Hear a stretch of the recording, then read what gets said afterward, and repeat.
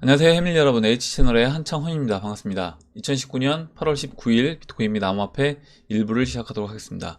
먼저 댓글로 좋은 의견과 질문, 정보 공유해 주신 분들에게 감사 말씀드리고 들어가기 전에 주의사항 먼저 보고 시작하도록 할게요. 저는 어떠한 단톡방, 텔레그램, 플러스 친구도 운영하지 않습니다. H채널 이름은 유튜브 안에서만 사용하고 있습니다. 사칭 사기에 항상 주의하시기 바랍니다.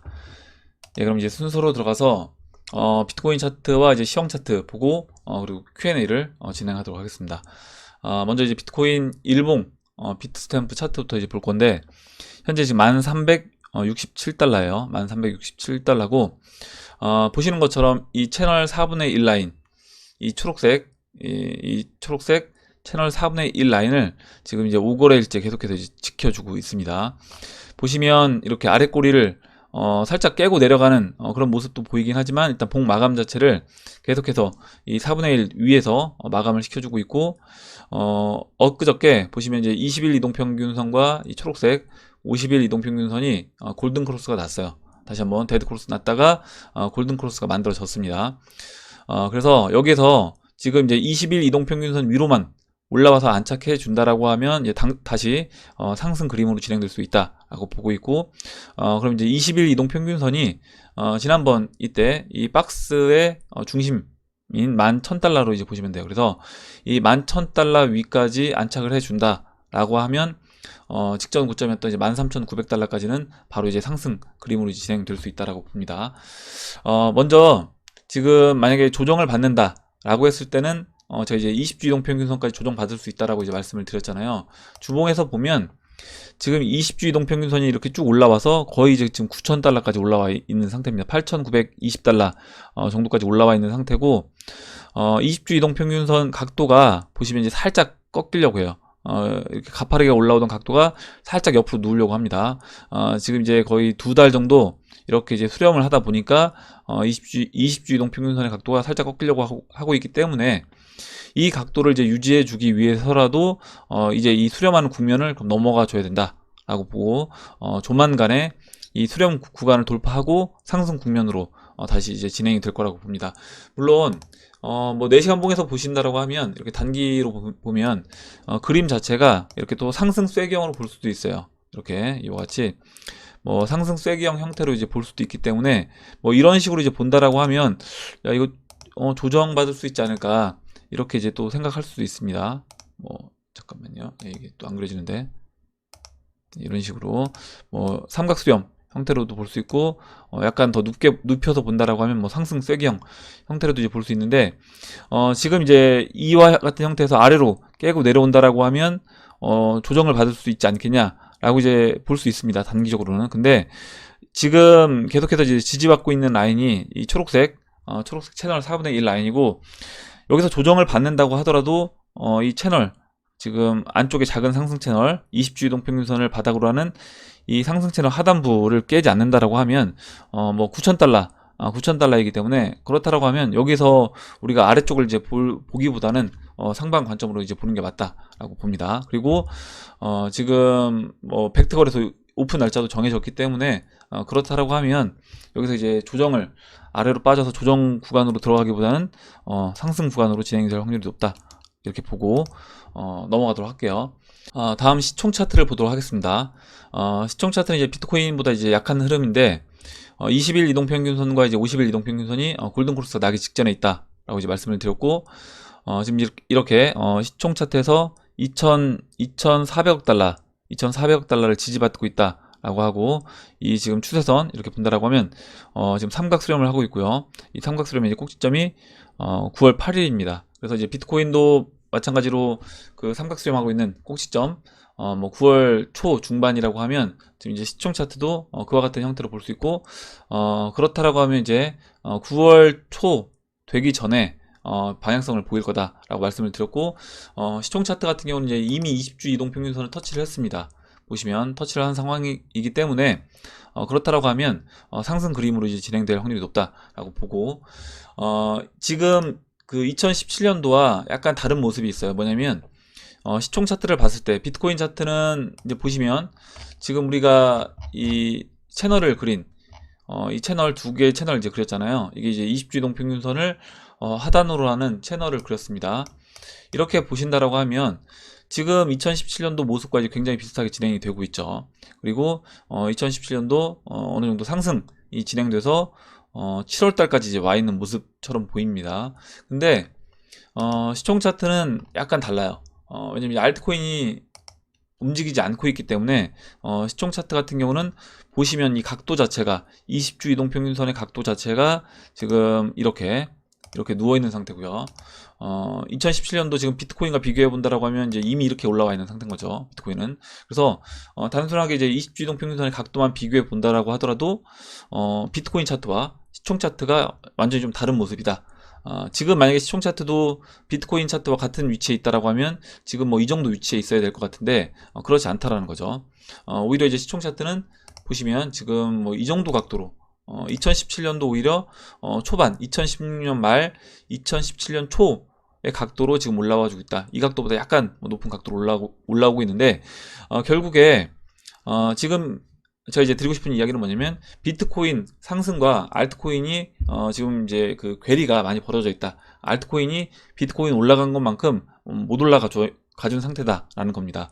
그렇다라고 하면 알트코인도 결국에 그 부분에서 이제 잡아야 할 것이고 그렇게 됐을 때 지금 이때와는 2017년도보다는 누워있는 이 각도를 좀 땡기는 그런 상승이 나와줘야 되는데 그게 이제 알트코인이 상승을 해줘야지 저는 이제 그런 각도가 이제 만들어질 거라고 봅니다. 이렇게 보고 다음으로 알트 시총 차트를 볼게요. 알트 시총 차트 지금 50주 이동평균선에 지지를 받고 있는 모습인데 지난번에 뭐 120일 이동평균선이 될 수도 있고 20주 이동평균선이 될 수도 있습니다. 그래서 뭐 일봉으로 본다라고 하면 이제 120일 이동평균선 위로 뭐 주봉으로 본다라고 하면 20주 이동평균선 위로 올라와 줘야지 상승 흐름으로 이제 진행이 될 거다. 지금 보시면 20주 이동평균선에서 골든크로스 50주와 골든크로스 만들어지고 20주 이동평균선에 안착을 했다가 이렇게 눌러서 지금 20주를 깨고 50주까지 내려온 상황인데 이와 같은 상황이 예전에도 이제 있었다라고 말씀을 드렸어요. 그래서 그럼 그 다음에 언제부터 올라가느냐? 20주 이동평균선 위에 안착했을 때부터 다시 이제 상승 그림으로 진행이 됐다. 이렇게 이제 보시면 됩니다. 예, 이렇게 보고 다음으로 롱 차트와 이제 숏 차트를 보도록 할게요. 롱 보시면 뭐 큰 움직임은 없어요. 그러니까 비트코인이 지금 최근에 계속해서 이제 삼각수렴하면서 에너지를 모으고 있기 때문에 롱 차트 큰 움직임은 없고 숏 차트는 지난번에 비트코인 12,300달러까지 올라왔을 때 일정 부분 수량 늘렸다가 이제 한번 이익 실현한 모습이다 라고 이제 말씀을 드렸습니다. 그 이후에는 숏도 마찬가지로 한 3, 4거래일째는 큰 변화량은 없고 지금 이제 그 비트맥스 롱숏은 롱이 약간 우세한 52.7로 롱이 약간 이제 우세한 국면으로 들어갔다. 그런데 이제 계속해서 뭐 큰 변화량은 보이지 않고 있고 그냥 50에서 왔다 갔다 하고 있다라고 이제 보시면 될 것 같습니다. 마지막으로 이제 도미넌스 차트를 볼게요. 도미넌스 차트 보시면 제가 이제 어제도 잠깐 말씀드렸지만 단기적으로 만약에 도미넌스 차트를 보고 내가 이제 비트코인의 비중을 실을 것인가 아니면 알트코인의 비중을 실을 것인가 이걸 이제 판단하기는 굉장히 쉽지 않다 라고 이제 말씀을 드렸습니다. 보시는 것처럼 계속해서 이제 왔다 갔다 하는 모습을 보여주고 있고 아마도 어느 쪽으로 한쪽으로 방향성이 완전히 결정되기 전까지는 이와 같은 모습을 계속해서 보여주면서 아마 이제 알트코인 들고 있는 사람들 또 비트코인만 또 가는 거 아닌가 이런 생각이 들 수 있게끔 만들 거고요. 또 이제 비트코인으로 갔던 사람들도 이번에 이제 알트코인으로 갈 것인가 이런 아마 의문이 드는 그런 상황을 차트상으로 또 계속해서 이제 만들어주고 있습니다. 그래서 이렇게 단기적인 그림을 보고 판단하기는 제가 굉장히 어렵다라고 보고요. 결국에 우리가 이제 판단할 수 있는 건 뭐냐면 전체적인 큰 그림에서 보고 판단을 하는 수밖에 없다라는 겁니다. 그래서 전체적인 큰 그림에서 봤을 때 지금 위치가 도미넌스가 싼 영역인지 비싼 영역인지 그 부분을 이제 판단할 수 있어야 되고 만약에 지금 전체적인 큰 그림에서 비싼 영역이다라고 하면 여기서 이제 비트코인이 좀 더 올라가는 그런 그림으로 진행된다고 하더라도 저는 이제 지금은 알트코인의 비중을 실어야 된다라고 이제 보는 겁니다. 만약에 비트코인이 2만 달러까지 먼저 치고 올라간다고 하더라도요. 그래서 그렇게 진행이 되고 2만 달러가 아니라 만약에 6만 달러까지 비트코인이 그냥 먼저 치고 올라간다 라고 생각이 든다라고 하더라도, 그렇게 진행된다고 하더라도 여기서 이제 비트코인의 비중을 실어서, 물론 그게 100%라고 하면 당연히 그렇게 해야 되겠죠. 뭐 지금 2만 달러가 아니라 만약에 17,000달러까지 비트코인이 먼저 가는 게 확실하다, 100%다 라고 하면 저도 알트코인 다 정리해서 당연히 비트코인 살 겁니다. 근데 제가 이제 항상 말씀드리지만 100%라는 건 없기 때문에, 그렇다라고 하면 우리가 여기서 봤을 때 지금 뭐 비트코인이 올라갈지, 먼저 올라갈지, 알트코인이 먼저 올라갈지 모르고 지금 이 단기적인 이 차트로 판단하기는 굉장히 어려운 상황이다라고 하면, 여기서 전체적인 큰 그림에서 도미넌스가 높은 영역에 있다라고 했을 때는 좀 기다리는 한이 있더라도 저는 이제 알트코인의 비중을 좀 실어서 가져가는 게 맞지 않나, 이렇게 생각을 합니다. 제가 이 얘기도 뭐 계속 말씀을 드리고 있는데, 왜 이런 얘기를 계속 말씀드리냐면, 아마 이제 지금 그 알트코인 들고 있는 사람들 입장에서 지금 이제 알트코인 좀 올라왔습니다. 올라왔고, 아마 여기서 추가적으로 알트코인들이 조금만 더 올라와 준다라고 하면, 아마도 이제 그 알트코인을 정리해서 비트코인으로 이제 가고 싶은 욕구가 이제 굉장히 많이 들 거라는 거죠. 그래서 지금 이제 어떻게 보면 이제 만약에 알트코인들로 방향성이 정해진다라고 하면 지금 시작일 수 있기 때문에, 그렇다라고 하면 이제 여기서 기다릴 필요가 있다라고 봅니다. 그래서 충분히 우리가 이제 알트코인이 비싼 영역까지 내려왔다, 그러니까 비싼 영역까지 왔다, 그러니까 도미넌스가 빠졌다라고 할 때요, 비트코인 도미넌스가 빠져서 알트코인이 이제는 비싼 영역이라고 판단이 된다, 그때까지 저는 이제 알트코인을 들고 가야 된다라고 봅니다. 그래서 이제 단기적으로는 판단하기는 쉽지 않은 상황이다 라고 이제 다시 한번 말씀을 드리고, 보시는 것처럼 이제 일봉에서 지난번 이제 21선 지지받고 반등해 줬고요, 다시 이제 내려왔는데, 지금 내려온 상황에서 또 이제 21선 지지받고 또 이제 양봉이 살짝 만들어지려고 합니다. 여기서 이제 다시 21선 지지받고 올라갈 것인지, 아니면 21선을 깨고 내려올 것인지, 그 부분을 이제 지켜봐야 되고, 21선을 깨고 내려와도 지금 이제 69 라인, 또 이제 지난번 이때 저점 찍고 올라왔던 이 68.5 라인, 이 라인도 이제 또 지지받을 수 있는 라인이고, 또 이제 50일 이동평균선, 이 50일 이동평균선까지도 완전히 깨주는지, 그 부분도 지켜봐야 될 것 같습니다. 이때 보시면 50일 이동평균선까지 내려오고 데드크로스가 만들어져, 야 이제 알트코인 진짜 가나보다 했는데, 이렇게 이제 다시 이제 비트코인 올려버린 거예요. 그래서 완전히 데드크로스 나고 그 안착해서 이제 알트코인들이 움직이는 그 모습까지 확인이 돼야지 알트코인이 갈 거다. 근데 이제 이 확인이 된 다음에 비트를 또 정리해서 알트로 가기에는 이제 늦을 수 있다라는 겁니다. 그렇다라고 하면 결국에 지금 미리 저는 포지션, 그 비트코인이 좀 비싼 영역이라고 판단될 때 미리 포지션을 짜놓고 그냥 기다리는 게 저는 이제 마음 편하고 그게 맞지 않나, 이렇게 생각을 합니다. 이렇게 보고 그럼 이제 Q&A를 보도록 할게요. 그러면 Q&A로 들어가서 비웨이브님이 써주신 내용을 보겠습니다. 전기가 끊어지면 어찌 될까요? 저는 이번 건에 대해서는 이장님의 의견과는 다르게 생각하고 있습니다. 이전에도 혼자 고민해 본 적이 있습니다만, 국내나 선진국들을 보면 어차피 결제나 카드, 페이 등 전산화되어 있지만 아직도 대부분의 국가는 현물 화폐로 거래가 이루어지며 전기나 인터넷이 불안한 국가가 많습니다. 실제 이제 그렇죠. 뭐 아프리카 지역이라든가 뭐 동남아시아 이런 지역들은 전기 시스템도 제대로 이제 작동되지 않고 아예 평생 은행을 한 번도 못 가본 그런 사람들도 많이 있습니다. 그리고 이제 암호화폐라고 하니, 읽어볼게요. 암호화폐라고 하니 모두들 화폐로 생각들 하지만 2000개가 넘는 암호화폐 중 화폐로 기능하거나 100번 양보해 기능할 수 있는 코인이 있는지 의문입니다. 심지어 XRP도 저는 화폐가 되는데 많은 어려움이 있다고 봅니다. 그래서 이제 실제 몇몇 주요 선진국에서는 SS로 분류한다고 봅니다. 뭐 일본에서 이렇게 그 암호 자산으로 이제 분류를 했죠. 그래서 일단 지금 이 블록체인 기술, 그리고 이제 암호화폐 나온 이 이유가, 저는 이제 지금 비웨이브님이 이야기하신 이런 이유 때문에 이런 게 나왔다라고 봅니다. 결국에 전기가 안 되고 인터넷이 불안한 국가가 많고요. 이렇다 보니까 그럼 이런 시스템 안에서 어떻게 이제 이거를 극복해서 우리가 돈을 그들에게도 어떤 돈을 저장할 수 있는 수단을 주고 돈을 자유롭게 주고받을 수 있는 이런 수단을 만들어 줄 것인가 라고 했을 때, 이게 이제 모바일을 통해서 블록체인을 통해서 암호화폐를 통해서 이제 주고받을 수 있다 라는 거고, 저가폰, 그러니까 뭐 지금 우리가 사용하고 있는 이런 스마트폰, 비싼 고가의 스마트폰이 아니라 뭐 한 3, 4만 원밖에 안 되는 그런 저가 스마트폰을 개발을 해서 이제 이거를 보급을 하고요. 그 보급된 그 저가 스마트폰과 인터넷, 뭐 태양열 에너지를 이용한 뭐 인터넷이라든가 뭐 와이파이를 이용해서 이제 아프리카 지역에 서비스를 할 계획이라고 이제 들었습니다. 그래서 물론 이제 이 부분이 현실화되는 데는 당연히 이제 시간이 많이 걸릴 거라고 보지만, 어찌됐든 그들 그 아프리카 지역이라든가 좀 낙후된 동남아시아 이런 지역에 은행을 설립해서 우리가 이제까지 우리나라가 개발도상국부터 쭉 겪어왔던 이 과정을 그들도 겪는 것이 아니라 그런 사람들 같은 경우는 한 번에 넘어가는 거죠. 그 시스템을 뛰어넘어서 한 번에 다음 시스템으로 바로 넘어가는, 저는 이제 그렇게 진행될 거라고 봅니다. 그리고 마지막으로 저는 각국의 화폐는 사라질 거라고 생각하지 않습니다. 이렇게 보시는 분들도 많이 계세요. 많이 계시고, 제가 2017년도 비트 맥시멀리스트인 후배에게 기득권층이 그리 쉽게 기득권을 놓을 것 같냐고 물은 적이 있습니다. 그 후배는 중앙은행과 메이저 은행들의 부조리함을 이야기하며 비트코인만이 진정한 화폐 주권을 바꿔줄 거라고 생각하길래 했던 말이었습니다. 이렇게 이야기를 해주셨는데, 일단 당연히 기득권층은 자신의 기득권을 끝까지 유지하려고 할 것입니다. 그래서 그 관점에서 봤을 때 지금 달러를 갖고 기득권을 계속해서 누릴 수 있느냐? 이게 이제 불가능해졌다는 거죠.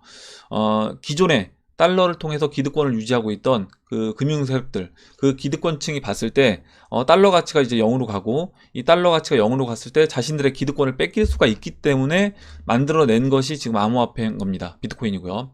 그렇게 본다라고 하면 당연히 이 시스템으로 이제 옮겨갈 수밖에 없는데, 지금 이제 비웨이브님이 이야기해 주신 부분도 충분히 이제 일리가 있는 말씀이고 저도 이제 이해가 됩니다. 왜 그러냐면 베네수엘라를 본다라고 했을 때 이미 이제 베네수엘라의 볼리바르는 그 가치를 잃었어요. 1달러가 한때 1볼리바르였던 그런 화폐였던 볼리바르가 지금 뭐 1달러가 뭐 50만 볼리바르도 안 되는 그런 상황까지 왔습니다.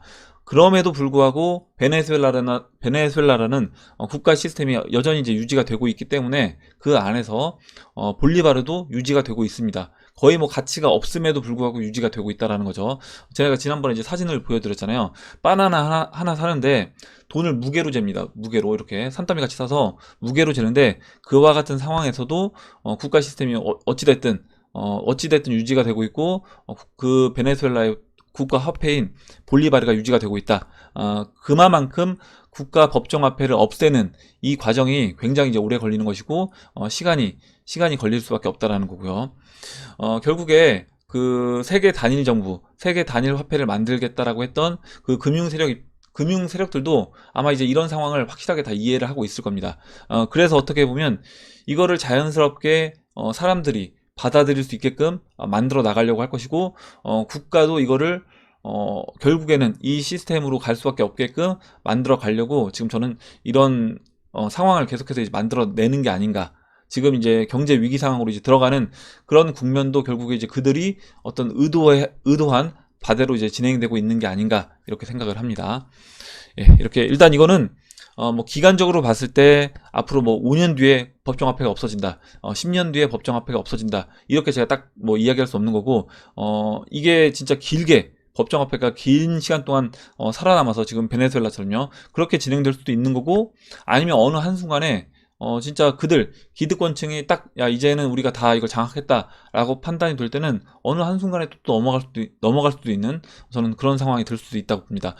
보시면 이제 스마트폰도 그렇고 뭐 신용카드도 그렇고요. 우리가 이게 어느 순간에는, 그러니까 처음에는 거부를 하던 사람들, 저 같은 경우도 신용카드는 어렸을 때는 이런 인식이 있었어요. 이거는 쓰면 안 되는 거, 이건 빚이고 굉장히 위험한 거, 이런 인식이 있었는데, 지금은 그냥 일반 화폐보다 신용카드를 더 많이 사용합니다. 거의 뭐 제가 이제 현금은 사용하지 않아요. 거의 이제 신용카드를 쓰는데, 그렇다라고 하면 저는 이제 이런 것도 그런 식으로 이제 진행이 될 거다라고 봅니다.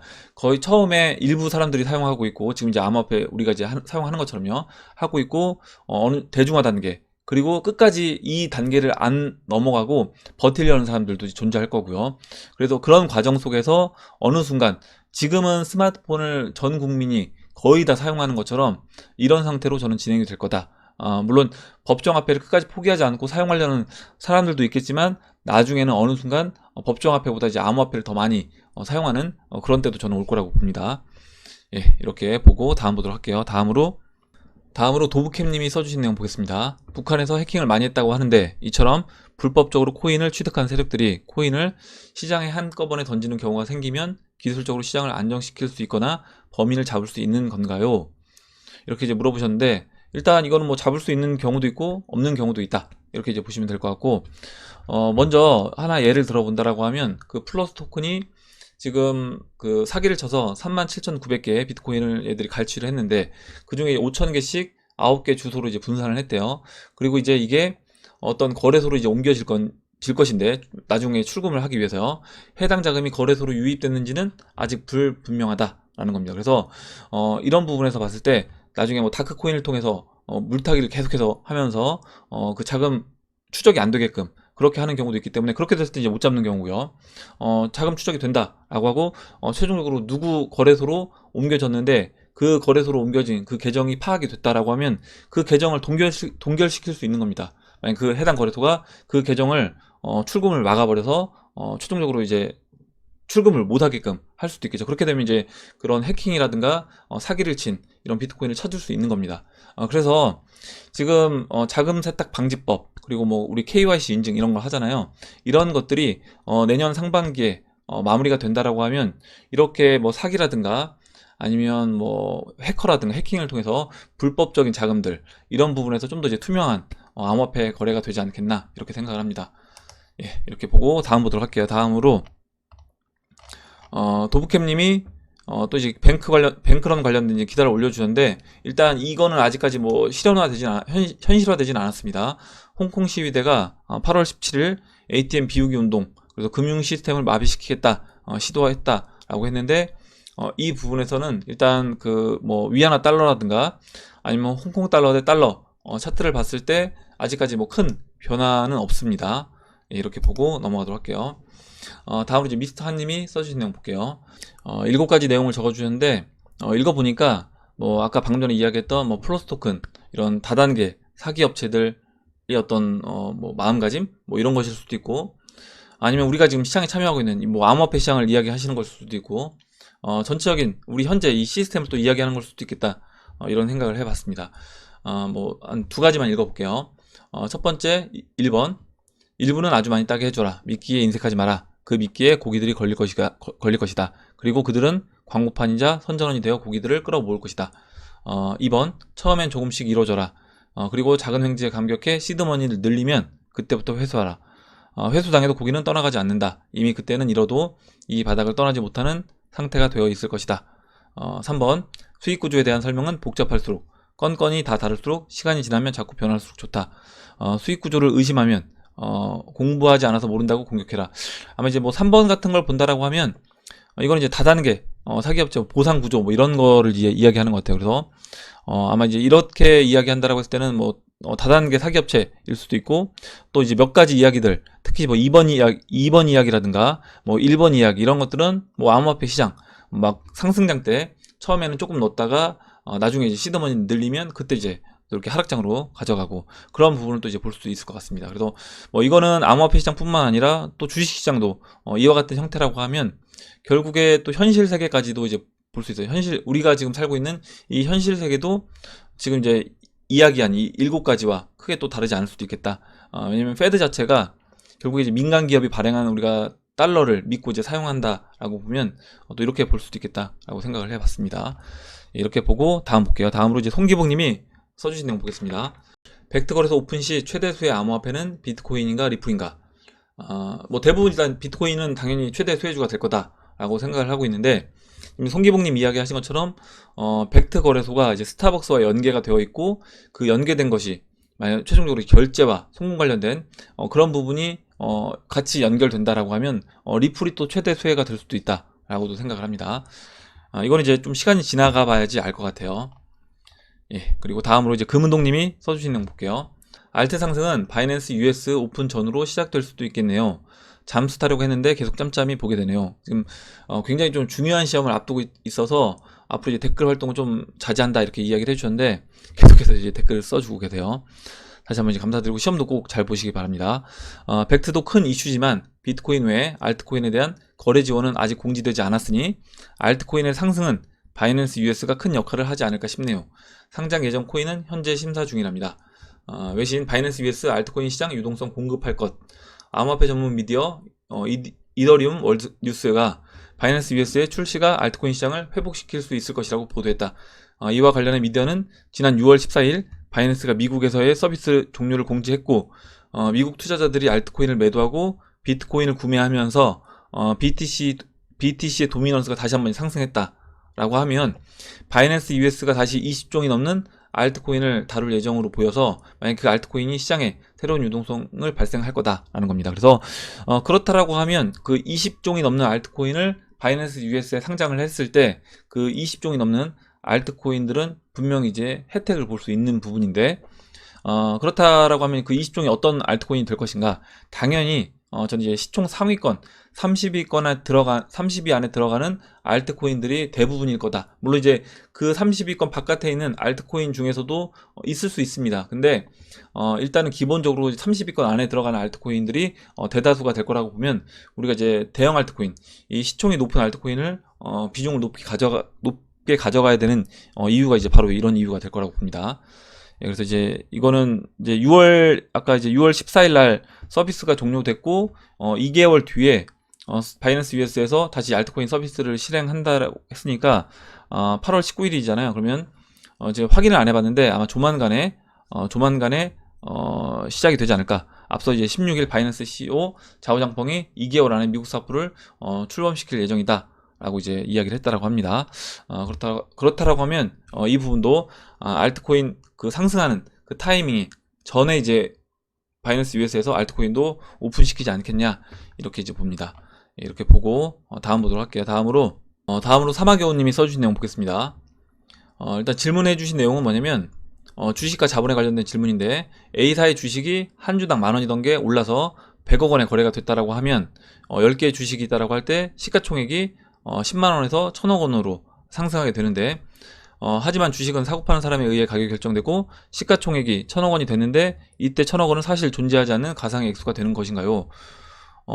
그냥 그건 아닌 겁니다. 뭐냐면 이렇게 시가총액이 1,000억 원이 될 때까지 당연히 이게 한 번에 10,000원에서 100억 원까지 주식 가격이 올라가는 게 아니라 그 사이에 당연히 수많은 거래가 있었을 것이고 그 수많은 손바뀜이 있었을 것입니다. 그래서 그 과정 속에서 100억 원에 올라갔을 것이라고 보고요. 만약에 이게 너무 비싸다, 이 100억 원은 말도 안 된다 라고 생각이 된다라고 하면 그 전에 시장에서 이 매도 물량이 나왔을 겁니다. 그래서 시장에서 만약에 그 가격이 형성되고 있다, 그러니까 어떻게 보면 그냥 자유시장인데 자유시장 경제에서 그 100억 원의 이 A사라는 주식이 100억 원이라는 가격이 형성돼서 유지가 되고 있다는 거는 당연히 수요가 있기 때문에 그 가격이 형성되는 겁니다. 그렇다라고 하면 만약에 야 이거는 너무 비싸서 다 팔아야 되겠다 라고 했을 때 그 10개의 주식을 누군가 다 매도를 해서 던지게 됐을 때 과연 그거를 야 이 정도면 이거는 내가 사서 받을 수 있어 라고 생각하는 수요가 있을 것인지, 당연히 수요가 없다라고 하면 해당되는 그 가치만큼 가격이 빠질 거라고 보시면 되고요. 그렇지 않고 이거는 충분히 여기서 사도 싼 영역이다 라고 판단이 되면 매수해서 사는 사람들이 있겠죠. 그러면 이런 경우가 진짜 발생되는가 라고 하면 발생됩니다. 언제 발생될 수 있느냐, 당연히 그 지금 베네수엘라 같이 화폐 가치가 의미 없는 그런 수준이 되면 지금 뭐 A사 주식같이 한 주당 10,000원 하던 주식이 100억 원까지 올라갈 수 있는 거예요. 올라갈 수 있는데, 왜냐면 1달러가 50만 이상 볼리바르가 됐기 때문에 이와 같은 현상이 이제 벌어질 수 있다. 근데 이거는 실제 그 A사의 주식 가치가 올라가는 게 아니라 화폐 가치가 떨어지면서 상대적으로 A사의 주식 가치가 눈으로 봤을 때 올라간 것처럼 보인 거다. 그리고 실제 그 A사의 주식을 내가 처분해서 그걸 가지고 어떤 물건을 구매할 때 베네수엘라에서 구매할 수 있는 구매력은 예전과 비슷할 겁니다. 예전과 크게 다르지 않을 거다. 무슨 얘기냐면 A사 주식을 내가 팔아서 예전에 빵을 하나 사 먹었다라고 하면 지금도 마찬가지로 빵을 하나 사 먹는 그 정도가 되거나 아니면 그와 비슷한 수준이 될 거라고 봐요. 그래서 이거는 화폐 가치가 이렇게 떨어졌을 때 이렇게 되는 거지, 만약에 그게 아니다 라고 하면 시장에서 이게 진짜 실제 A사가 실제 그만한 가치가 있다라고 하면 당연히 그건 그 안에서 가치가 인정된 것이기 때문에 그렇게 된다라고 보시면 될 것 같아요. 그리고 이제 이런 경우는 거의 뭐 특수한 경우이기 때문에 아까 이야기했던 뭐 하이퍼 인플레이션 이렇게 됐을 때 이제 이런 현상이 벌어질 수 있다라는 겁니다. 반대로 한 주당 100억짜리 주식이 10,000원으로 회귀했을 때는 어떻게 되느냐 이렇게 써주셨는데, 이거는 마찬가지로 그 회사가 망하거나 그 회사 가치가 없어서 그러니까 100억 원의 가치가 있다라고 판단해서 올라가거나, 아니면 이 회사가 100억짜리 가치를 유지하던 회사가 보니까 다 사기였어요. 이게 뭐 바이오 회사인데 내가 이런 신약을 다 개발했다라고 했는데 다 사기였어요. 그래서 사기로 증명이 돼서 이 회사 주식이 빠지기 시작한다라고 하면 그때는 뭐 10,000원이 아니라 0원까지 빠질 수 있는 겁니다. 그래서 그렇게 진행될 수 있다. 그건 이제 가치가 그만한 가치밖에 없는 거고요. 그게 아니라 만약에 이야기하신 뭐 디플레이션이 온다라고 하면 사람들이 판단하는 거죠. 실물 자산보다 화폐 가치가 귀하다. 그래서 침체 국면으로 오고 침체 국면이 왔을 때 이 주식 가치는 떨어질 거다라고 판단이 되면 던질 겁니다. 주식을 던지고 사람들이 현금을 확보하려고 할 것이기 때문에 그런 사람들 계속해서 존재한다라고 하면 가치가 빠지면서 오히려 이제 주식 가격은 아까 이야기했던 것처럼 뭐 100억에서 한 주당 10,000원까지 빠질 수도 있겠죠. 마지막으로 정리를 해보면 그 사막여우님이 이제 이야기하신 이런 부분들을 봤을 때 주식 시장이 존재하는 이유가 이거다. 결국에 A사라는 주식에 대해서 가치 판단을 대중들이 가치 판단을 하고 이게 싸다 비싸다를 판단해서 적절한 가치가 유지가 될 겁니다. 적절한 가치가 유지가 될 것인데 아까 이야기하셨던 극단적인 경우 하이퍼 인플레이션이라든가 디플레이션으로 갔을 경우에는 이와 같은 현상이 벌어질 수 있다. 그러니까 말도 안 되는 가격까지 올라가거나 아니면 디플레이션이 와서 적절한 가치를 유지해야 됨에도 불구하고 그 A사의 주식이 말도 안 되는 가격까지 빠지거나 이런 현상이 벌어지는 게 이제 시장이다라고 보시면 될 것 같습니다. 예, 이렇게 보고 다음 보도록 할게요. 다음으로 잠부나무님이 써주신 내용 볼게요. 벡터 오픈으로 최근 급격한 하락은 멈춘 것 같습니다. 그리고 바이낸스 US가 오픈하는데 그에 앞서 벡터 오픈으로 마치 정식 인가와 같은 힘을 얻은 것 같고요. 또 중국 특유의 호언장담, 행동력으로 보아 오픈과 동시에 바이낸스 다운 폭풍 펌핑도 가능할 것 같습니다. 그런데 바이낸스는 중화권 기업이고 현재 미중 무역 전쟁이 한창인데 미국에서 사업을 승인했다는 것은 아마도 미국 내 세력들에게 상당 부분 지분을 넘겨줬을 거라 생각되는데요. 이 점에 대해 이장님께서는 어떻게 보실지 궁금하네요. 이렇게 써주셨는데요. 일단 예전에 그 바이낸스의 장펑차오와 그 다음에 누구죠? 그 트론의 저스틴 선이 굉장히 친하다. 그리고 이제 그 둘이 금융 세력과 연결이 되어 있다. 라는 또 이제 이야기를 구독자분께서 이제 해 주셨습니다. 그래서 그렇게 본다라고 하면 이미 이제 미국에서 승인을 받을 수 있었던 그 이유가 결국에 이제 바이낸스 측이 이미 이제 세력과 연결이 되어 있기 때문에 승인이 될 수 있었고, 그리고 바이낸스가 거래소를 만들고 전 세계 거래소 1위까지 올라왔던 그 이유도 이미 금융 세력이 그 배후에 있기 때문에 또 이렇게 진행될 수 있지 않았나 이렇게 보기도 합니다. 예, 이렇게 보고 뭐 이거는 어디까지나 뭐 검증된 건 아니고 지난번에 저도 이제 구독자분 이제 이야기 듣고 또 제가 보기에도 또 충분히 그럴 가능성이 있겠다라고 이제 생각이 들어서 말씀을 드린 거예요. 예, 이렇게 보고 다음 보도록 할게요. 다음으로 참세상님이 써주신 내용 보겠습니다. DLS 상품 모르고 가입하신 많은 고객들 남의 일이 아닌 것 같네요. 은행에서 고객에게 책임지지도 못할 상품을 권유하고도 법적 책임이 없다면 어떻게 대처할지 난감하겠네요. 이렇게 써주셨고, CJ님이 개인이 할 수 있는 건 그래서 이제 분산과 존버다. 그리고 이제 이런 금융상품이 만들어진 거는 결국에 어느 정도 이제 수요가 있었기 때문에, 이런 금융상품에 대한 수요가 있었기 때문에 이런 금융상품이 만들어진 거다. 그리고 소비자들이 충분히 메리트가 있다라고 이제 느꼈기 때문에 이런 상품을 많이 가입하고 많이 판매가 되는 거다라고 이제 이야기를 해주셨고, 맨 마지막에 이제 좀 의미 있는 이야기를 써주셨는데, 이렇게 이제 그 구매자, 이런 상품 구매자가 늘다 보면 이때 이제 세력들의 어떤 장난질이 개입될 가능성이 높아지게 된다. 상품 구입자가 다 망하는 그런 상황을 만들면 먹을 게 많아지는, 뭐 음모론이랄 것도 없는 자본가라면 그러지 않을 이유가 없는 상황이 만들어졌을 때 그렇게 이제 된다라는 겁니다. 그래서 상품이 문제가 아니라 이런 상품을 그냥 구매한 사람이 이제 문제가 된다는 거죠. 잘 내용을 알지 못하고 구매한 사람이 문제가 된다. 이 투자 시장이라는 게 이 세상의 모든 부를 쪽 빨아먹기 위한 탐욕의 자본가 세력이 있다기보다는 이 게임이 얼마나 살벌한 곳인지 잘 모르는 개미들이 꾸준히 유입되는 곳으로 규정하고 싶어요. 초보들이 무대뽀로 링에 올라온다는데 상대해주질 않을 이유가 없잖아요. 그렇다면 우리에게는 무기가 없냐? 있는데 그건 이제 분산과 존버다. 이렇게 써주셨고, 이제 우리가 봤을 때 문제는 뭐냐면, 뭐 DLS도 그렇고 ELS도 그렇고 문제는 이런 상품에 대해서 판매할 때 그 상품 설명이 제대로 이제 이루어지지 않은 겁니다. 뭐냐면 원금 보장이 안 되는 경우가 분명히 있는데 이 상품은 원금 보장이 안 되는 경우가 있는데 원금 보장이 안 될 일이 없다라든가 아니면 뭐 이거 이제까지 손해본 사람이 없다라든가 이런 식으로 이제 이야기를 하게 되면 그때는 문제가 발생한다는 거죠. 그래서 어제 제가 그 DLS 상품 이야기한 것도 뭐 영국 금리가 설마 마이너스 금리가 될 거냐, 마이너스 금리 안 되면 이거는 뭐 원금 보장되는 거나 마찬가지다, 이렇게 이제 이야기를 했기 때문에, 그래서 뭐 괜찮다 이렇게 이야기를 했기 때문에 아마 이제 그게 문제가 되는 거지.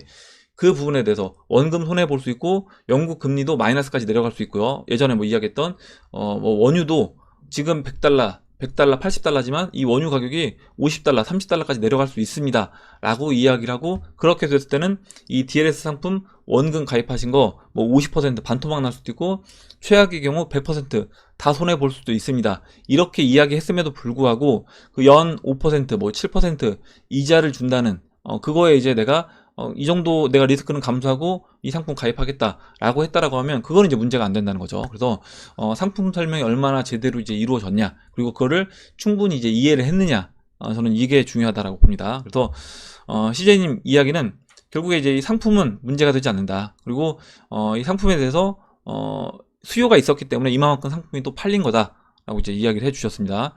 결국에 이 상품에 대한 충분한 이해가 없는 상태에서 그냥 돈 된다라고 하니까, 어느 정도 안전하고 돈 된다라고 하니까 그냥 가입한 그런 사람들, 그리고 그거에 대해서 충분히 이해시키지 않고 잘못된 설명을 한 사람들, 이제 그런 사람들이 이제 문제가 된다라고 이야기를 해주신 것 같아요. 예, 이거는 뭔가 그러니까 내 돈을 제가 봤을 땐 내 돈을 내가 투자를 할 때는 당연히 그 최악의 경우까지 다 고려를 해봐야 되는 겁니다. 암호화폐 시장 같은 경우도 마찬가지예요. 내가 암호화폐를 어떤 거 살 때는 최악의 경우까지 고려해봐야 되는 거고, 당연히 암호화폐 같은 경우는 최악의 경우 그 회사가 망한다거나 그 암호화폐가 없어지는 경우입니다. 당연히 그러면 100% 손해를 보는 그 구간까지 들어갈 수 있다라고 이제 우리가 이해를 하고 이 시장에 이제 들어와야 된다는 거죠. 그래서 그런 준비가 안 돼 있다라고 하면 당연히 이 시장에 이제 뛰어들면 안 되는 거다. 그리고 그런 리스크 계산이 철저하게 됐을 때 이 시장에 참여를 해야 되는 거다라고 봅니다. 뭐 비트맥스 참여하는 그런 마진거래 하는 것도 마찬가지예요. 마지막으로 리플님이 써주신 내용 보겠습니다. 이장님 한 곡 좀 뽑아주면 좋았을 주옥 같은 노래들인데 아쉽네요. 고3 때 나온 이전에 그 이유가 내겐 아픔이었네. 노래방에서 혈줄 알코올 농도 0.2로 넣으면 18번으로 부르는 나훈아의 00. 30년 전의 추억으로 돌아가게 만드는 가슴 뭉클하게 만드는 방송이네요. 이렇게 써주는데, 일단 제가 그 이지연의 그 이유가 내겐 아픔이었네, 이 노래는 저 어렸을 때 이제 들었던 기억이 있어서 저도 이제 알았는데, 그 나훈아의 00은 제가 이제 이 정도 세대가 아니어서 제가 약간 리플님 디스하는 것 같긴 한데 몰랐고, 일단 또 여기 경자희님이 댓글 읽다가 이 0.15를 015B로 이제 보시셨다. 그래서 나도 옛날 사람이네요 써주셨고, 저 어렸을 때 학창 시절에 그때 이제 즐겨 듣던 노래가 015B 노래였고, 그 윤종신 2집을 굉장히 막 즐겨 들었습니다. 윤종신의 2집 이렇게 많이 들었고, 그때 하여튼 아마 015B에서 나왔던 그 객원으로 했던 그게 윤종신이 그랬던 것 같아요. 예, 아마 이 이야기하면 모르시는 분들 굉장히 많을 것 같은데, 젊으신 분들은 아마 모르는 내용일 텐데, 마지막으로 이제 한번 재미삼아 읽어봤습니다. 예, 오늘 여기까지 하고 마무리하도록 하겠습니다. 오늘 나온 얘기 중에 여러분들 뭐 궁금하신 내용, 같이 이야기하고 싶은 뭐 의견, 정보 있으시면 올려주시면 같이 이야기해보는 시간을 가져보도록 하겠습니다. 댓글 남겨주신 해밀 여러분 감사드리고, 끝까지 영상 시청해주신 해밀 여러분 감사합니다. 네, 그럼 이상으로 영상을 마치도록 하고, 영상이 도움이 되셨다면 좋아요와 구독 버튼, 그리고 알림종 버튼을 눌러주세요. 감사합니다.